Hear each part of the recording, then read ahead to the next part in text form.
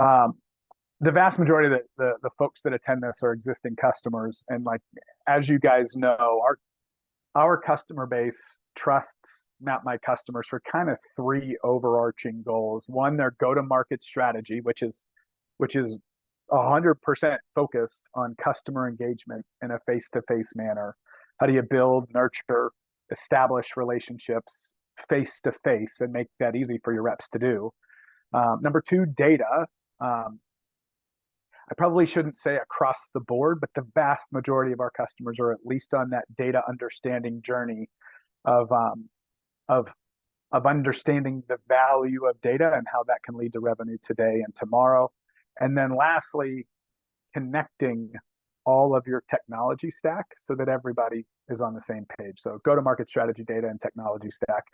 Overall, that brings a lot of value, which ultimately leads directly to the KPI conversation that we're going to have right now. I'm going to start with. Hold on, JT. I got John. He wants to ask a question here, so I'm just going to bring him on for 1 second. Oh, yeah, great. Cool. All right, John, I'm giving you permission to talk. Please ask your question. No, I didn't. I didn't really have a question. I was just kind of clicking around here. So. Oh, nice. That's cool. Well, we're happy to have you. Well, that's good. You can also raise your hand to talk, and I will bring you on too if you want to ask a question in person. You bet. All right, so let's dive in. What happens when leaders give bad KPIs to outside sales reps? So, the funny thing is the premise is there's a lot of outside sales leaders that don't have any KPIs that they track or push their outside sales reps to cling to or adhere to. But let's focus in on specifically bad KPIs. Great intention, poorly implemented. So I'll give you some examples. I did a ride along in mid-August with, I gotta be light on the details. It's a larger company that serves car dealerships. So their specific reps are responsible for educating, growing and building awareness, building relationships and trust and consistency with car dealerships. That's as much as I'll go there. What they were intending to do with their KPI, they had assigned accounts for each of their outside sales reps. And each of these outside sales reps was responsible for seeing each car dealership at least once a month. They were right at about 80 accounts per rep. Now, if you have any idea of how, there's about 100 reps across this organization, just to table set there. If you have any idea how many car dealerships there actually are in the United States, go ahead and Google that. You'll be absolutely flabbergasted. And then realize 80 times 100 does not come close to covering the total addressable market in this scenario. So a well-intentioned, activity-driven KPI of we recognize that relationships lead to revenue. So therefore, we're going to hold our reps accountable for seeing very consistently each one of their assigned accounts at least once a month. Great KPI on the surface. Where it falls down, I'm doing this ride along with this fantastically talented outside sales rep. We walk in to the first dealership that day, and we start talking to the dealership manager, and he knows this rep well, recognized her by face very quickly, called her by name, walked right into the office, sits down, and he starts going, I still don't have anything for you because the manager of this car dealership actually knew what the ICP, the ideal customer profile, was for this particular rep's company. This particular rep's company, their sweet spot in their ICP is having inventory or cars on the lot at $20,000 or less. This manager goes on to say, cheapest cheapest truck we have on the lot is $27,000. We haven't had a car at 20,000. Did I say 27 or 20 for the truck? What did I just say? You said 27 for the truck. Okay, good. That was right. 20 was a sweet spot. Yeah, I thought I'd worked up the number. So 27,000 was the cheapest vehicle on the lot. And he went on to say, we have not had a vehicle 20,000 or less for the last 3 years. This particular rep has been faithfully seeing this account for 2 years straight. It's not in their ICP. It is deflating from a rep perspective to check the activity tax box, to just go to this account month after month after month without any opportunity to actually drive revenue or, very clearly put, earn commissions from that specific account. There's an opportunity cost there of actual mileage, car wear and tear, and then time where this rep could be spending with an ideal customer profile, with a lot that has the inventory at their ideal customer profile revenue threshold or money threshold. So you have to have that type of data to make sure that the reps are actually going after the right accounts in the first place. Questions or follow up on that? I will add this. I said like I was done, but there's more. It falls on, yes, the rep shoulders to call that out, but this falls on leadership shoulders as well. If you're the rep that has seen the same account 24 plus times, and it doesn't seem like you're any closer to revenue, there should be a warning light going off. Why? And if you actually have the data that it's not your ideal customer profile, celebrate it, mark it disqualified so that the rep knows I don't need to spend time with that account, at least not at the frequency of which I was. Push it out one time a year to check in. But good golly, there's a trust factor that's eroded whenever me as a rep, if my direct manager is forcing me to go to an account that will never become a customer. So know your ICP, have the ability to have visibility into those, and then drive the right activity to those. Yeah, I love that story so much, JT, because going back to your original premise where, folks trust us with helping them improve their go-to-market strategy, their data and insights, and their technology ecosystem, like they had their go-to-market strategy nailed. They knew they needed to meet people face-to-face. They had certain KPIs, but it was that data piece that was missing on the quality of it. So yeah, that's was super good one. Love that. It was. So let's go to number 2. So how difficult it really is in acquiring new business. So I'm going to separate this into 2 buckets, and I'm going to call net new business versus stale business or stale customers, or the opportunity for boomerang customers. They once were a customer. Can you bring them back into the fold? So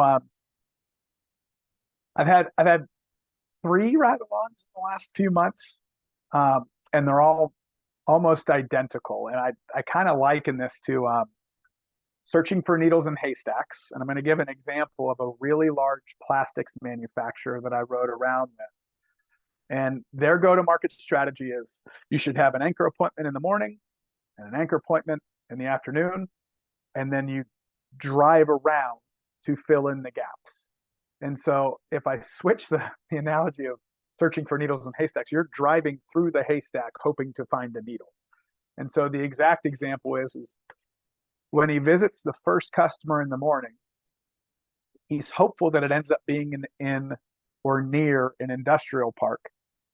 And then he just starts driving the roads of the industrial park, looking right and looking left, and go, oh, that looks like it might be a possibility. Let me stop. Let me drive around back. Oh, it's got a great big garage. That looks like it might be a good fit. I couldn't fathom what this gentleman was getting paid to waste time and resources doing that versus having an efficient way to identify quickly, is there an ICP, an ideal customer profile, right near where I am in relation to that exact moment. You can do that proactively or reactively with Map My Customers. That's on the net new business side. One of the biggest opportunities that we see, even with our existing customer base at Map My Customers, is some people call them house accounts. Some call them stale accounts if they have not purchased for the last 90 days, 3 years, pick a time frame.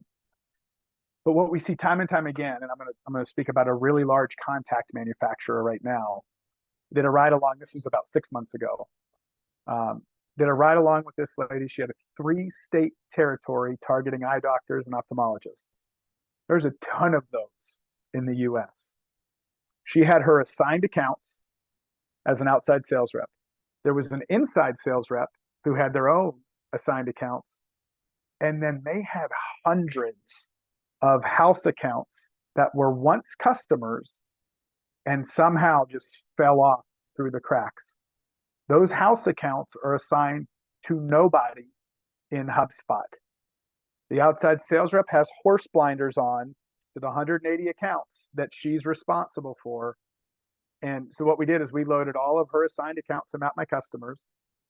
I got access to all of the house accounts as well. And we're flying down highways in the Midwest in Missouri, and I'm going, there's an account, there's an account, there's an account, there's an account. And we're literally driving by accounts that already know about this specific company. So the actual data shows that boomerang customers convert back to a customer faster than a net new customer. So the real question is are you making it easy for a rep to visually see or identify where are house accounts?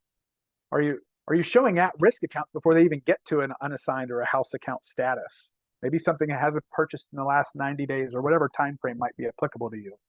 How do you highlight that, oh, there might be a retention issue with this? Let's get in there and figure it out. But that's low-hanging fruit from an outside sales rep. We stopped at one of them. The first one we stopped at, this particular rep, we walked in and she said, "Hey, I'm your new blank, fill in the blank rep." And the lady said, "Oh my word, that's fantastic. Sit down with me." And they ordered contacts right on the spot. So it's one of those things where like you have a stale relationship, re-engage with them. Questions or feedback there? Nice, love it. That's good. That was a great example. Oh, this is let me add this. Mary, you and I were talking about this with the Jasper example too. Yeah. I hear this far too commonly, if that's right grammar. Sales leaders are worried that if we do too many accounts assigned to a rep, they get distracted. There's no way that they can be targeted in their approach. One of the things that I really appreciate and respect about Joe McDonald at Jasper, their approach, particularly with new reps whenever they get a new territory. And remember, Jasper, they might have up to 1,200 accounts, one Jasper rep. The first year of a new rep, Joe says it is nothing but canvassing. So it is literally qualifying and learning and understanding your account patch and figuring out what buckets am I going to put these accounts in to determine the frequency as to which I need to go back and touch them. They cheer when you qualify something out because then it's not going to distract me any further. So if you make it easy to understand where you have pockets of success and then prospect around them and capture data to know whether I should interact with this customer or not, you'll see results.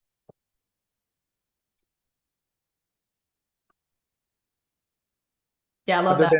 Yeah, we had Kevin say, like the biggest issue with issues like what you're mentioning now, especially with the ABB, I think it was, or the eye doctor, is people using CRM tools are not taking the time to clear out old data and take the time to keep customers current.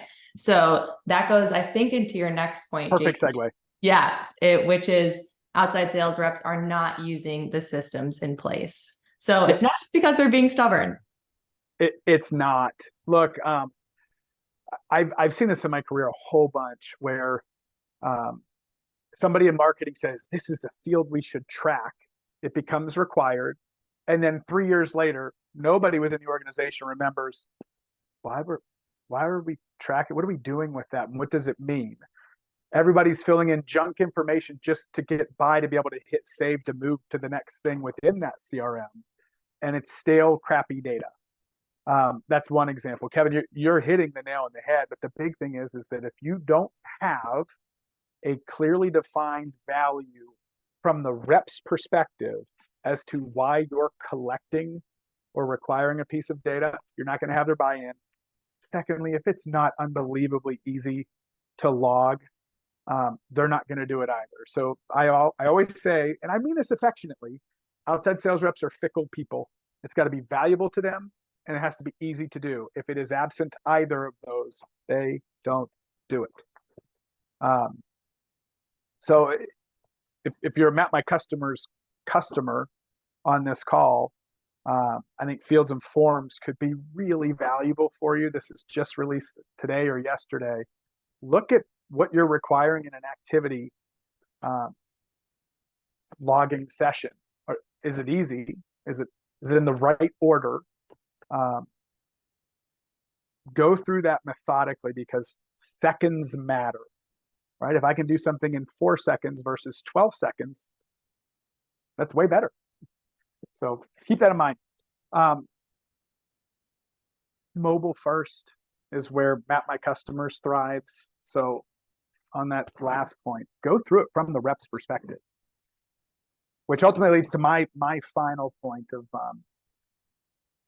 I find the best sales leaders that we work with are ones that literally are just obstacle removers for their reps. It's like the best lead blocker on a football team. They are just clearing a path for somebody to go score revenue, period.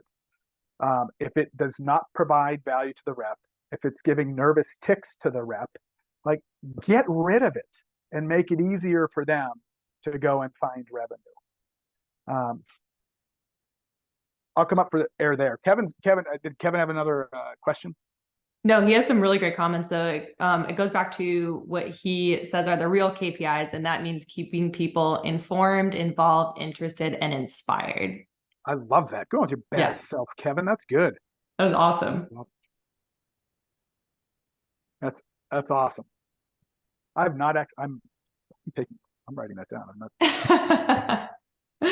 Yeah, and I think that goes back again, to your original buckets, JT, is like outside sales teams, their requirements to be successful in the job they do, because it's a unique job in the sales world, is you do have to have systems and processes and tools in place that help you with your go-to-market strategy, making sure you're getting data from the end user, and then making sure that data is available in multiple systems. So I just love how you pointed out that that's really how companies can support. It doesn't have to be as complicated as maybe it sounds to other teams or to other sales like departments.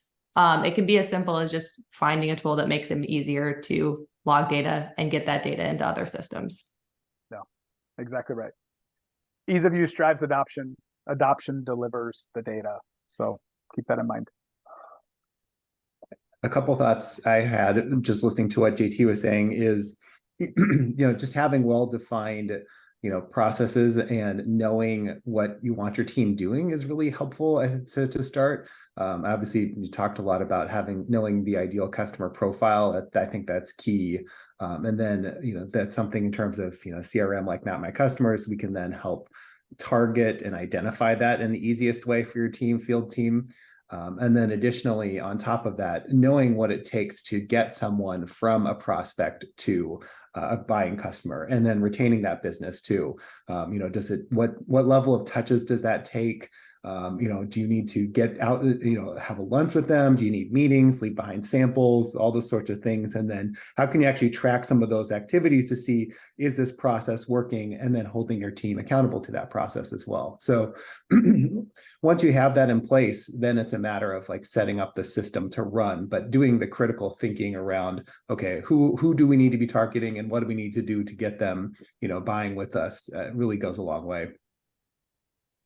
Awesome. I will close with I love doing ride-alongs. It's one of my favorite things to do. I respect the grind of an outside salesperson immensely. So make sure you're super, super close with the outside sales reps that you're leading and that you're overseeing. Do that regularly. Listen to the things that give them nervous ticks. And I hope that it's evident that we're really passionate about helping you guys. So if we can provide key guidance, or you want to brainstorm on things, by all means, please reach out. Would love to dig deeper. Kevin is saying he'd like to see you in Canada sometime soon. I'm on my way up. Hey, wait, Kevin, you're saying Canada. I'll test your Canadian geography. If you look at my last name, I'm kind of a big deal in Canada. There's a town of Rimbey. I think the population is like 1,800 people, but there's the legitimate town of Rimbey in Canada. So I always joke with Summer, my wife, saying we're going to move there and I'll be the mayor. So I don't know the background of it, but I'm famous there. Oh, Abby, that's an awesome suggestion. So she says Awesome. a session to help with customization, making it easier for field installers. Love that. Kevin, I totally want to sync up with you. 4 hours to Rimby. The fact that you know about me, pretty awesome. Abby and I love that idea, by the way. We'd be happy to do that. Yeah, we're definitely noting that. If anybody else has questions for JT or Justin, please shoot them to us either in the chat now, or you can always email support@mapmycustomers.me. We're always watching that inbox. You can connect with JT or Justin on LinkedIn, like anything that makes it easy for you. Yeah. Yeah, please do. Like, just DM me in LinkedIn as well. I love these types of conversations, so would be happy to help. That's awesome. And then please look out we are also doing a Tales from the Road episode on the next release of the Field Sales Leadership Guide podcast. So if you don't already subscribe to our podcast, please do. We interview outside sales leaders who use Map My Customers. And then sometimes JT and I will riff on a random topic related to outside sales. So hope to see you in the listener bank soon. Thanks, everybody. All right. Thanks, JT. Thanks, Justin. Bye, guys.